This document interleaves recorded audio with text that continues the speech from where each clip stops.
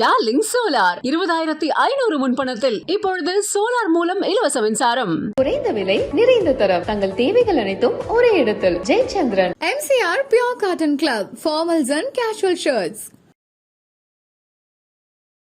நீ கவிதைகளா கனவுகளா? பவித்ரா அண்ட் ஹரிஷ் வந்து ஒரு மாதிரி ரொம்ப க்ளோஸ் டு ஹார்ட்டா இருந்துச்சு. ஸ்டூடெண்ட்டை தாண்டி ஸ்டூடெண்ட் சொல்றதை விட எனக்கு அவங்க ரெண்டு பேருமே எனக்கு ரொம்ப க்ளோஸ் டு ஹார்ட். கடந்ததுவா பதில் மொழியே.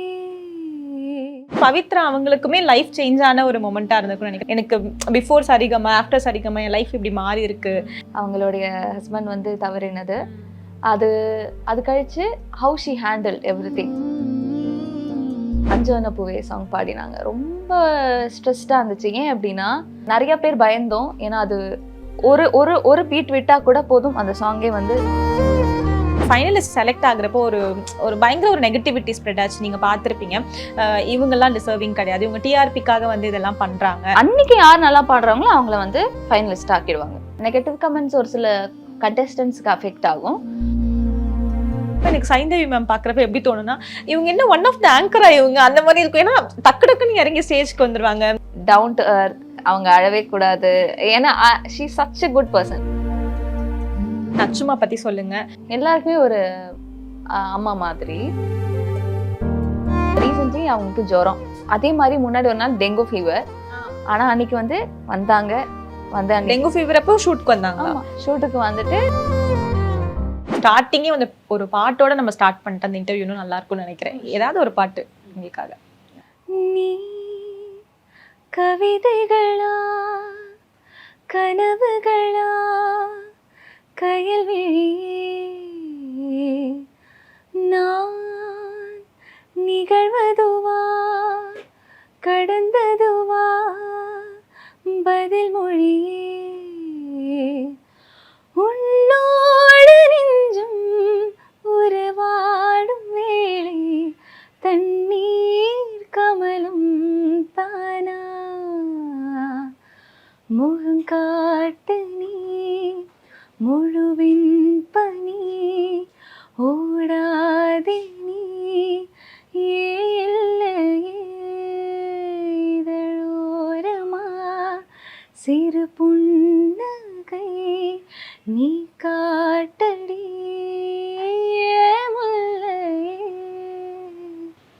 சூப்பரா இருந்துச்சுங்க. அதுவும் வெறும் ராம் அந்த வாய்ஸ்ல கேட்குறப்போ இன்னும் ரொம்ப அழகா இருந்துச்சு. தேங்க்யூ ஸோ மச் எங்களுக்காக பாடினதுக்கு. தேங்க்யூ. ஸோ எப்படி இருக்கு உங்களுக்கு வந்து ஒரு சீசன்ல கண்டஸ்டண்டா வந்து அப்போ ஒரு மாதிரி எனிவே காம்படிஷன் இருந்துட்டே இருக்கும், ஒரு பதட்டம் இருக்கும். ஆனா அதே மாதிரி தான் இதுவும் இருக்கும். இந்த சீசன்லயும் உங்களோட ஸ்டூடெண்ட்ஸ் எல்லாரும் வந்து பாடணும், சரியா பாடிடுவாங்கன்னு ஒரு பயம் இருக்கும். How does it feel? எப்படி இருக்கு இந்த ரெண்டு டிஃபரன்சியேஷன் எப்படி இருக்கு? கண்டஸ்டண்ட்டாக இருக்கும்போது நம்ம பாட்டு மட்டும்தான் கொஞ்சம் கான்சென்ட்ரேட்டடாக இருக்கும். சரியா பாடிட்டா ஓகே, ஏதோ கோல்டு வாங்கினா பார்த்துக்கலாம், இல்லைன்னா அப்படி இருக்கும். பட் ஆனால் ட்ரெயினர் ஆனது கழிச்சு எக்ஸ்ட்ரா ப்ரெஷர், எக்ஸ்ட்ரா ஒரு பயம் இருக்கும். ஐயோ பாடிடுவாங்களா ஆமா அப்படின்ட்டு ரொம்ப பயப்படுவேன். அவங்க பாடுற வரைக்கும் எட்ஜ் ஆஃப் த சீட்ல இருக்கணும். ஏன்னா இருப்பேன் அப்படி மோஸ்ட்லி. சரியா பாடிடணும், பார்க்கும்போது என்கரேஜிவா நல்லா பாடுறீங்க அப்படின்னு சொல்லிக்கிட்டே இருப்பேன். அவங்க பாடிட்டாங்கன்னா ஹாப்பி. ஆனால் பாடுற வரைக்கும் ஐ கான்ட் பி கூல். அது கழிச்சு எல்லாம் சரியாயிடும். மெயினா வந்து நீங்க நிறைய பேர் ட்ரெயின் பண்ணிருக்கீங்க. எனக்கு பிடிச்ச ஒரு ரெண்டு பேர் வந்து பாத்தீங்கன்னா பவித்ரா அண்ட் ஹரிஷ் வந்து ஒரு மாதிரி ரொம்ப க்ளோஸ் டு ஹார்ட்டா இருந்துச்சு. உங்களுக்குமே அப்படிதான் ஃபீல் ஆச்சுன்னு நினைக்கிறேன். ஸோ அவங்க ரெண்டு பேரை பத்தி சொல்லுங்க. ஃபர்ஸ்ட் வந்து ஹரிஷை பத்தி சொல்லுங்க. அவர்கிட்ட எங்களுக்கு ரொம்ப பிடிச்ச விஷயம் அந்த குரு தட்சணை ஒன்று பண்ணியிருப்பார்ல, அது பயங்கர டச்சிங்கா இருந்துச்சு. அந்த மொமெண்ட்ல உங்களுக்கு எப்படி இருந்துச்சு? ஆக்சுவலி நான் வந்து சுத்தமாக எக்ஸ்பெக்ட் பண்ணல. அப்போ தான் நாங்கள் வந்து உட்காந்து ஸ்டார்ட் பண்ணுறோம் ஷூட்டு. ஏதோ அவங்க ஏதோ பண்ணிட்டு இருக்காங்க. யாரு ஹரிஷ் வந்து ஏதோ பேசிக்கிட்டே இருக்கான் தோணன்ட்டு ஆப்போசிட்ல இருந்தாங்க. என்ன பண்றான்னு எனக்கு தெரியல. சரி நெக்ஸ்ட் நம்ம தான் பாடணும்னு சொல்லிட்டாங்க. சரி ஓகேன்னு சொல்லிட்டு போயிட்டு நின்னாச்சு. நின்னும் போது அவர் வந்து வரும்போது தட்டு எடுத்துக்கிட்டு வந்தோடனே சுத்தமா எக்ஸ்பெக்டே பண்ணல. நாங்க முந்தா நாள் எல்லாமே சேர்ந்து தான் இருந்தோம், எதுவுமே தெரியாது. அன்னைக்கு எடுத்துட்டு வரும்போது it was quite unexpected and ரொம்ப எமோஷனலா இருந்துச்சு. ஏன்னா ஆமா, கண்ணுல தண்ணி நின்னுச்சு. கண்டி வந்து கண்ட்ரோல் பண்ணிட்டு விட்டுற கூடாது, அழக்கூடாதுடா அந்த மாதிரி அப்படிதான் இருந்தேன். அவர் வந்து கொடுத்த உடனே ரொம்ப ஹாப்பி. என்ன ஒரு ஸ்டூடெண்ட்டை தாண்டி ஸ்டூடெண்ட் சொல்கிறத விட எனக்கு அவங்க 2 பேருமே எனக்கு ரொம்ப க்ளோஸ் டு ஹார்ட். ஃபேமிலி மாதிரி, பிரதர்ஸ் அண்ட் சிஸ்டர்ஸ். அக்கான்னு தான் சொல்லுவேன். இவர் வந்து ஹரிஷ் உரிமையாகவே கூப்பிடுவேன். ஏன் அப்படின்னா வந்து இவங்க என்னுடைய முதல் பேட்ச்சு. அது இல்லாமல் ரொம்ப நல்ல ஃப்ரெண்ட்லியான பர்சன்ஸ் 2 பேருமே. அண்ட் பவித்ரா அக்கான்னு சொல்ல போகும்போது, பவித்ரா அக்காவோட நட்சத்திரா அவங்களோட டாட்டர், அவங்க ரொம்ப க்ளோஸ் எனக்கு. அவள் வந்து எதை கேட்டாலும் இந்தா வச்சுக்கோங்க அப்படின்னு சொல்லுவா. சிம்பிளாக சொல்ல போனோன்னா அவள் இருக்கிறதுலே வந்து ஒரு ரொம்ப பிளெஸ்டான ஒரு குழந்தை, பிளெஸ்டான பர்சன் சொல்லுவேன். ஏன் அப்படின்னா அங்கே பவித்ராக்கா எனக்கு செலக்ட் ஆகும்போது எல்லாரும் எமோஷ்னலாக இருக்கும்போது அவள் வந்து நான் இங்கே நின்றுட்டுருக்கேன், நான் ஜூரிஸில், அவள் அங்கேன்னு இங்கே வந்துட்டு ராகவர்ஷினி அக்கா வாங்கன்னு கூப்பிட்டா. ஸோ இட் வாஸ் அவளோட வயசுக்கு அது தெரியாது. ஃபர்ஸ்ட் விஷயம், அதாவது நீ தானே அம்மாவுக்கு சொல்லி கொடுத்த, ஏன் அப்பா மாட்டு கேட்டேன், ஏன் என்னை கூப்பிட்ட அப்படின்னு கேட்டா, நீ தானே அம்மாவுக்கு சொல்லி கொடுத்த, நீ தானே ட்ரெயினரு, அப்போ வா அப்படின்ட்டு நீ வந்திருக்கணும் இல்லை, நான் உன்னை கூப்பிட்டேன் இல்லை அப்படின்னு சொன்னா. பரவாயில்ல கண்ணா அப்படின்னு சொன்னானே அவளும் தெரியுது. அந்த வயசுல அவ்வளவு மெச்சூர்டா 4 தான், 4 வயசு தான் அவளுக்கு. இன்னொரு 1 வீக்ல she is going to be 5. So very mature, ரொம்ப பிளெஸ்டான குழந்தைவ. அதே மாதிரி தான் பவித்ராக்கா வந்து என்னதான் கூட பிறக்கலனாலும் ஷீ இஸ் வெரி க்ளோஸ். நாங்கள் எப்பவுமே சொல்லுவோம். இப்போதான் ஷூட் முடிச்சுட்டு எல்லாம் முடிச்சுட்டு ஷி வென்ட் ஹோம். இன்னைக்கு வரும்போது கூட பேசிக்கிட்டு தான் வந்தோம். வீடு வந்து பாருங்கக்கா, கிடைக்கலன்னா வாங்க இங்கே எங்கள் வீட்டுக்கு கூட வந்துடுங்க. ஏன்னா ரொம்ப க்ளோஸான ஒரு பந்தம் வந்து எங்களுக்கு இப்போ சரிகமப்பா கிரியேட் பண்ணி கொடுத்துருக்கு. இட்ஸ் வெரி பியூர், ரொம்ப பியூரானது. லைஃப் லாங் இது மெயின்டைன் ஆகும், கண்டிப்பாக மெயின்டைன் ஆகும். எஸ். இப்போ மற்ற டெலிவிஷன் ஷோஸ்க்கும் சரிகமாப்பாக்கும் எப்பயுமே ஒரு பெரிய டிஃப்ரென்ஸ் இருக்கும். எனக்கு தெரிஞ்சு பவித்ரா அவங்களுக்குமே லைஃப் சேஞ்ச் ஆன ஒரு மொமெண்ட்டாக இருந்திருக்கும்னு நினைக்கிறேன். அவங்க பர்சனலாக அதை ஷேர் பண்ணியிருக்காங்களா, எனக்கு பிஃபோர் சரிகமா ஆஃப்டர் சரிகமா என் லைஃப் இப்படி மாறி இருக்கு, அண்ட் நீங்கள் மென்டராக இருக்கப்போ இன்னும் ரொம்ப க்ளோஸாக இருந்திருப்பீங்க, நிறைய விஷயங்கள் பேசியிருப்பாங்க, அந்த மாதிரி ஏதாவது சொல்லியிருக்காங்களா? யா, க்ளோஸ், ரொம்ப க்ளோஸ் நாங்கள். அதை நிறைய நாங்கள் சொல்ல மாட்டேன். பட் ஆனால் சிம்பிளாக சொல்லணும்னா சரிகமப்பாக்கு முன்னாடி அவங்க அந்த கஷ்டத்தில் இருக்கும்போது அவங்க சொன்ன அவங்களுக்கு ஃபேஸ் பண்ணின விஷயங்கள்லாம் நான் கேட்டேன். வாஸ் ரொம்ப கஷ்டம். அது கேட்கும்போதே ரொம்ப மன கஷ்டமாக இருந்துச்சு. அதாவது அவங்களுடைய ஹஸ்பண்ட் வந்து தவறினது, அது கழிச்சு how she handle everything. எங்கள் அம்மா அவனை சொல்லுவாங்க, ரொம்ப தைரியமான பொண்ணு அவ, she is a strong girl அப்படின்னு சொல்லுவாங்க. ஆனால் yes, she is really a strong girl. ஆனால் அவங்க என்ன சொல்லுவாங்க, இல்லை நீ என்னை விட ஸ்ட்ராங்காக இருக்கு அப்படின்ட்டு என்ன சொல்லுவாங்க. ஆனால் அவங்கள மாதிரி இருக்கிறதுக்கு ஒரு ஸ்ட்ரென்த், தெம்பு வேணும். அது வந்து இன்னொரு விஷயம், முன்னாடி வந்து ஃபேம் இல்லாத போது உங்களுக்கு வந்து நிறைய பேர் வந்து சப்போர்ட் பண்ண மாட்டாங்க. ஆஸ் அ உமனா எல்லாமே இழந்து நிற்கும் போது சப்போர்ட் பண்ண மாட்டாங்க. ஆனால் இப்போ வந்து அவங்களை எல்லாருமே ரெக்கக்னைஸ் பண்றாங்க. அது மட்டும் இல்லாம கடை திறப்புக்கு கூப்பிடுறாங்க. She is an angelic person. அவங்க வந்தா எங்க இருந்தாலுமே அது நல்லதா தான் நடக்கும். ஆனால் அது கண்டிப்பா அஷ்யூரா சொல்லுவேன். அவங்க வந்து எங்க செட்டு சரிகமப்பாக்கே வந்து கிட்டத்தட்ட ஷீ இஸ் ஓனர். அவங்க வருவாங்க, நட்சத்திரா தான், ஷீ ரூல்ஸ் எல்லாமே. அவ வருவா, எங்கேயும் உட்காரணும்லாம் இல்லை, அவ எங்க வேணா போவா. திடீர்னு சைந்தவி மேம் மடியில இருப்பா. So she can go anywhere. யாருமே அவளை கண்ட்ரோல் பண்ண மாட்டாங்க. அந்த மாதிரி தான் பவித்ராக்காவுமே. அவங்க வந்து இவ்வளோ வளர்ந்தது எனக்கு ரொம்ப சந்தோஷம். ஃபர்ஸ்ட் நான் அவங்கள வந்து டெடிகேஷன் ரவுண்டில் தான் மீட் பண்ணேன். அப்போ தான் நான் உள்ள entered as a jury, as a ட்ரெயினராக. ஸோ அப்போ வந்து அவங்க வந்து அஞ்சவன பூவே சாங் பாடினாங்க. ரொம்ப ஸ்ட்ரெஸ்டாக இருந்துச்சு. ஏன் அப்படின்னா அந்த சாங் வந்து குவைட் டிஃபிகல்ட். நார்மலான சாங்ஸ் மாதிரி இல்லை. இப்போ ஒரு பல்லவி, ஒரு சரணம், அப்புறம் இன்னொரு சரணம் அப்படி இருக்காது. நடுவில் இன்டர்ஃபேஸ், பிஜிஎம் எதுவுமே இல்லாமல் அது பாடினு போகும். திடீர்னு பாடுற மாதிரி இருக்கும். இதில் எதில் ஆரம்பிக்கிறதுன்னு ஆஸ் அ ட்ரெயினராக நம்ம அந்த சாங்கை முதல் தடவை கேட்கும்போது நம்மளுக்கே ரொம்ப வந்து எப்படி இவங்க பாட போகிறாங்கன்ட்டு பயத்தில் இருந்தோம். இவங்க பாடிடுவாங்களான்னு ஒரு. ஆனால் வாட் ஐ செட் வாஸ், பாடிடலாம், நம்மளால முடியும் நீங்கள். ஆனால் அவங்க ரொம்ப ஆக்சுவலி ஷிவரிங், ரொம்ப பயத்தில் இருந்தாங்க. பாடிடலாங்க்கா, எதுவாக இருந்தாலும் பாடிடலான்னு சொல்லிட்டு கிட்டத்தட்ட we were speaking for more than 1 hour. அது பண்ணலாமா வேணாமா? பண்ணலாமா இல்ல பண்ணறோம்னுட்டு பேசிட்டு இருந்தோம். ஓகே, எப்படியாவது இது பாடிடலாம். she was a little feared. என்ன பண்ணுவேனா எனக்கு தப்பாயிடுச்சுன்னா என்ன ஆகுறது அப்படின்னு சொல்லிட்டு இருக்கும்போது பண்ணலாம்னு சொல்லிட்டு 1 hour உட்காந்து பேசி ட்ரெயின் பண்ணது கழிச்சு she gained a little confidence. அடுத்து மறுநாள் திருப்பியும் பேண்ட்ல பாடினோம். அடுத்த பேண்டு ஷூட் அன்னைக்கு கூட காலையிலயும் பாடுறோம், ரிஹர்சல் பண்றோம். அப்பயும் அவங்களுக்கு அவ்வளோ பயம். நான் என்ன சொன்னேன், சும்மா பாடணும், என்ன நினைச்சு பாடணும், வேற யாரையும் நினைக்க கூடாது. நான் எவ்வளவு நம்ம ட்ரெயின் பண்ணிருக்கோம், அதை எனக்காக வச்சு கரெக்டா பாடிடுங்க, எனக்காக நீங்க பாடணும் அப்படின்னு சொன்னா அதை பாடி முடிச்சது கழிச்சு அவங்க emotionally a little break down இருந்துச்சு. பட் ஆனா I was very happy that அந்த சாங்கை அவ்வளோ எஃபெக்டிவா பாடினாங்கன்ட்டு. நிறைய பேர் பயந்தோம், ஏன்னா அது ஒரு ஒரு ஒரு பீட் விட்டா கூட போதும் அந்த சாங்கே வந்து ஃப்ளாப் ஆயிடும். அந்த மாதிரி சாங் அது. ஸோ அது சரியா பாடிடணும்னு ரொம்ப பயந்தோம். She sang it really good. இப்போ 5 வண்ண பூவேன்னு சொன்னாலே வந்து பவித்ராக்கான்ற அளவுக்கு பேர் வாங்கிட்டாங்க இல்லையா, அது நினைக்கும் போது ரொம்ப சந்தோஷம். இப்போ டிஆர்பிலையும் பார்த்தீங்கன்னா நம்பர் 1 சிங்கிங் ஷோனா வந்து சரிகமப்பா. ஆனால் அது எவ்வளோதான் பாசிட்டிவாக இருந்தாலும் இந்த ஃபினாலே கரெக்டாக அந்த ஃபைனலிஸ்ட் செலக்ட் ஆகுறப்போ ஒரு பயங்கர ஒரு நெகட்டிவிட்டி ஸ்ப்ரெட் ஆச்சு. நீங்கள் பார்த்துருப்பீங்க, இவங்கெல்லாம் டிசர்விங் கிடையாது, இவங்க டிஆர்பிக்காக வந்து இதெல்லாம் பண்ணுறாங்க. எஸ்பெஷலி வந்து இவங்க கரெக்டாக இனியா வர இந்த சீசனில் இருந்ததுனால இவங்களோட டாட்டர், ஸோ அதனால இவங்க வந்து ஃபைனலிஸ்ட் ஆகிட்டாங்க. இந்த மாதிரி விஷயங்கள்லாம் வருது. பட் உங்களுக்கு தானே தெரியும் பேக் ஸ்டேஜில் அவங்களோட ஒர்க் எவ்வளோ இருக்குது, அவங்க எவ்வளோ இதுக்காக எஃபோர்ட் போட்டிருப்பாங்க. ஸோ இதெல்லாம் பார்க்குற எப்படி இருக்கு, வெளிய இருந்து பாக்குறப்ப எப்படி இருக்கு? சிம்பிளான விஷயம், இதுக்குள்ள வந்தது மொத்தமா 20ல இருந்து 25 பேர் தான் வந்திருப்பாங்க, அவுட் ஆஃப் மெனி thousands.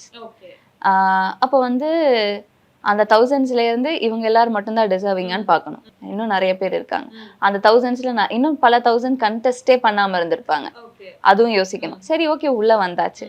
உள்ள வந்த உடனே அன்னைக்கு யார் எப்படி பாடுறாங்கன்றது ரொம்ப முக்கியம். இப்போ எங்க சீசன்ல நான் சொல்றேன், என்னோட சீசன்ல வந்து நல்ல சிங்கர்ஸ் இருந்தாங்கன்னு கேட்டா முக்காவாசி இல்லை, ஃபுல்லாவே வி வேர் குட் சிங்கர்ஸ்.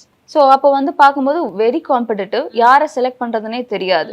அப்போ பார்க்கும்போது அன்னைக்கு யார் நல்லா பாடுறாங்களோ அவங்கள வந்து ஃபைனலிஸ்ட் ஆக்கிடுவாங்க, வேற எதுவுமே பண்ண முடியாது. ஏன்னா சேனலை பொறுத்த வரைக்கும் they can't oppose the people, அவங்க பீப்புளுக்கு ஏற்ற மாதிரி தான் மூவ் பண்றாங்க.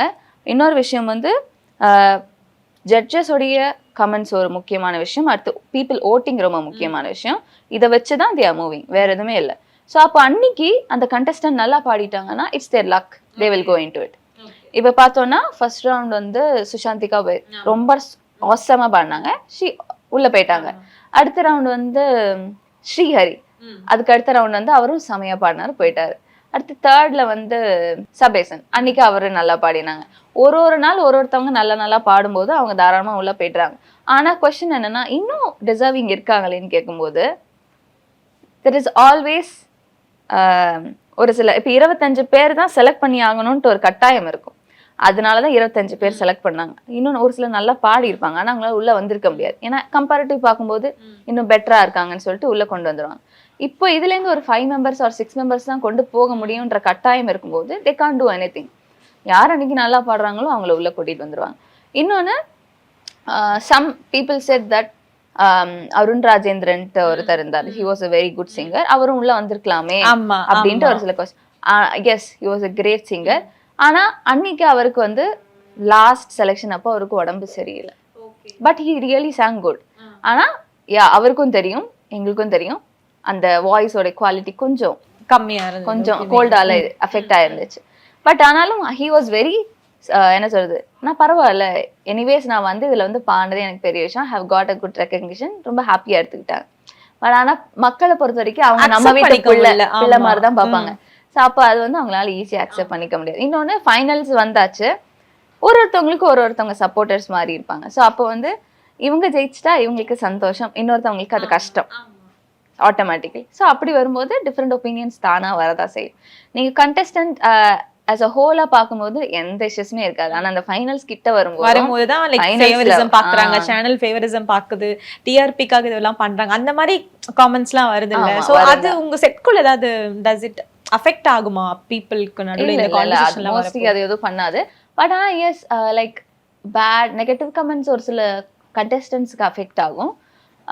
பட் ஆனா நாங்க என்ன சொல்லுவோம்னா, அது எதுவும் கண்டுக்காதீங்க அப்படின்னு சொல்லிடுவோம். So mostly they will come out of it. But ஆனா as a normal people they used to அவங்களுக்கு லைக்ஸ் போட ரொம்ப பிடிக்கும், அதுக்கப்புறமாட்ட ஷேர் பண்ணுறதுக்கோ இல்லைன்னா கமெண்ட்ஸ் பண்ண ரொம்ப பிடிக்கும் இல்லையா? அப்போ அவங்களுடைய அப்போ இருக்கக்கூடிய நிலை பொறுத்து அவங்களுடைய கமெண்ட்ஸ் இருக்கும். இப்போ இன்னைக்கு வந்து திட்டுறாங்க, நாளைக்கு வந்து அவங்க வந்து அப்படியே சால்வ் ஆயிடுவாங்க இல்லையா? ஸோ பீப்புள் ஐடியாலஜிஸ் மாறிக்கிட்டே இருக்கும். அது நம்ம எதுவுமே சொல்ல முடியாது. அங்க இருக்க ஜட்ஜஸ் எல்லாம் பத்தி சொல்லுங்க. எல்லாருமே பயங்கர ஸ்வீட், ரொம்ப மோட்டிவேட் பண்ணிட்டே இருப்பாங்க. நிறைய இதுல பாக்குறப்ப எனக்கு சைந்தவி மேம் பாக்குறப்ப எப்படி தோணுன்னா, இவங்க என்ன ஒன் ஆஃப் த ஆங்கரா இவங்க அந்த மாதிரி இருக்கும். ஏன்னா டக்கு டக்குன்னு இறங்கி ஸ்டேஜ்க்கு வந்துருவாங்க.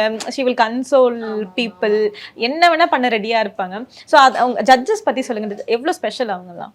ரொம்ப ஜட்ஜஸ் மாதிரி இந்த ஜட்ஜ்னா ஒரு அந்த பவர் அத்தாரிட்டி அதெல்லாம் இருக்கவே இருக்காது. ரொம்ப நார்மலா வருவாங்க, காலைல வந்துருவாங்க, ரெடி ஆயிடுவாங்க, வந்து உட்காந்துட்டு காலையில எப்பயுமே ஒரு சின்னதாக ஒரு ப்ரேயர் இருக்கும். ஸோ அந்த ப்ரேயரில் வந்து எல்லாருமே வந்து நின்று பேசிட்டு ஹாய் மேம் எப்படி இருக்கீங்க அப்படின்னு நல்லா பேசுவோம். எல்லாருமே ரொம்ப மேம் மட்டும் இல்லை, sir I mean Srini sir and Karthik sir எல்லாருமே இருப்பாங்க, எல்லார்ட்டையும் பேசுவோம். சாயந்தரம் முதல்ல நான் பார்த்தது வந்து எங்களோட சீசன்லேயே ஸ்பெஷல் ஷூட்டுன்னு ஒன்று வச்சுருந்தாங்க. ஃபைனலிஸ்ட்டுக்கு மட்டும் கெஸ்ட்டோட பாடுறதுக்கான ஆப்பர்ச்சுனிட்டிஸ் அன்னைக்கு வந்து அவங்க வந்திருந்தாங்க. ஸோ மேம் வந்து ஜீவன் அண்ணாவோட அன்னைக்கு பாடினாங்க ஆறுவீரே சாங். அப்போ தான் அவங்கள முதல்ல பார்த்தோம். மேம் ரொம்ப அழகாக இருக்காங்க, அப்படி தான் நாங்கள் எல்லாம் பேசிகிட்டு இருந்தோம். அது கழிச்சு she came as a judge. அப்போலேருந்து அவங்க கொஞ்சமாக பேச ஆரம்பித்தோம். அப்புறம் தான் அவங்கள பற்றி எனக்கு நல்லா தெரியும். இப்போ ஆஸ் எ ட்ரெயினராக வந்ததுக்கு முன்னாடி கொஞ்சம் ஜூரியாக உட்காந்துட்டு இருந்தோம்.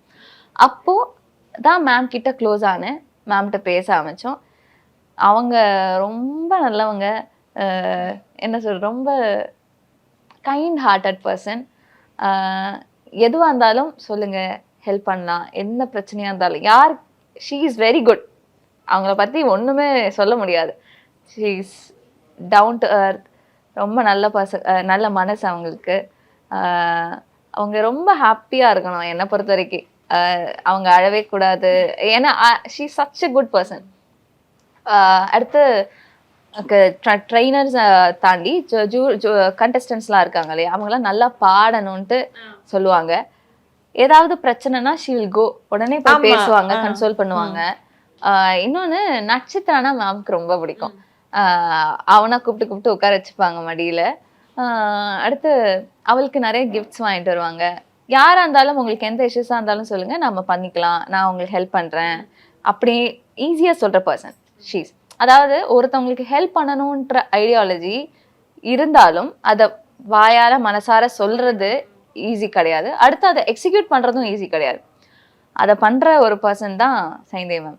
வெரி வெரி நைஸ் பர்சன், ரொம்ப நல்லவங்க. அண்ட் ஃபைனலி அச்சுமா பற்றி சொல்லுங்கள். ஸோ அவங்கள பொறுத்த வரைக்கும் இப்போ நீங்கள் அழுதுட்டிங்கன்னா உடனே அழுதுருவாங்க. அந்த மாதிரி வந்து she is very close to everybody. எல்லா வாட்டியுமே சொன்னால் சரிகமாப்பாலேருந்து யாராச்சும் ஒருத்தர் வந்து எதை பற்றி கேட்டாலும் ஃபஸ்ட்டு அச்சுமாவை பற்றி தான் சொல்லுவாங்க. ஸோ அவங்க இவ்வளோ ஸ்பெஷல். அவங்க எல்லாருக்குமே ஒரு அம்மா மாதிரி. அங்கே என்ன நடந்தாலும் அவங்க இருப்பாங்க. அதாவது ஏதாவது ஒரு விஷயம், இப்போ வந்து எனக்கு கோல்டு, அன்றைக்கி ஒரு நாள் திடீர்னு ஜூரியில் உட்காந்துட்டு இருக்கோம். அப்போது ஜூரி பேனலில் உட்காரும்போது என்னுடைய கண் வந்து எரிய ஆரம்பிச்சுது, எனக்கு ஒரு மாதிரி ஃபீவரிஷாக ஆக ஆரம்பிக்குது, கோல்டு வருது. அப்போது என்கிட்ட மெடிசன்ஸ் எதுவும் இல்லை, எந்த தைலமும் இல்லை. ஸோ அப்போ நான் போயிட்டு ஜஸ்ட் டிஷ்யூ பேப்பர் கேட்கலான்ட்டு போகிறேன். பின்னாடி வந்து அர்ச்சனா அக்காவுடைய அசிஸ்டன்ஸ் எல்லாம் இருக்காங்க. ஸோ அவங்ககிட்ட கேட்கும்போது அண்ணா டிஷ்யூ இருக்கான்னு கேட்கும்போது இருக்குமா அப்படின்னு சொன்னேன். அர்ச்சனாக்கா உட்காந்து ஷீ கேம், அப்போ தான் வந்தாங்க.